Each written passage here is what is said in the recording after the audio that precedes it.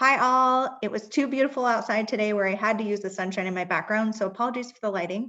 I am still trying to work on making these videos more professional, so stay tuned.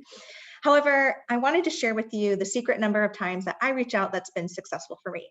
And that is 3. And I'll tell you the 3 different components that I use. Now, these are all with somewhat warm leads. So it may be somebody I've never personally met, but a connection through a connection. So these are not necessarily cold leads. You probably need quite a few more times to follow up with those.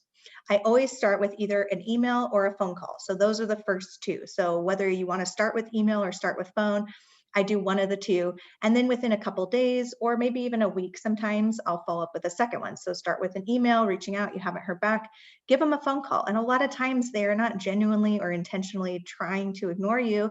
They just literally forget. We're all super busy. So it's important to follow up with that. And then the third thing I always do is, of course, some sort of personal card. And I take the time to make sure it is intentional. You don't want to just rush through it and just write whatever you can just to get it done. You want it to be meaningful and from the heart, because obviously this person means something to you and that's why you're reaching out. And so those are the 3 things that I use for any of my warm connections. That's either a phone call, an email, and then a tangible card.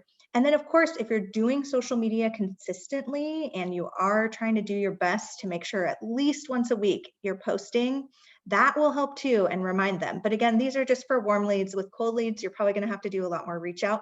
But this is what I like to do for the warm leads. It's been successful for me. I hope it's successful for you, and I hope you find this valuable. I'm in the business of growing business together, so please reach out for more tips and how we can work on your marketing strategy. Cheers.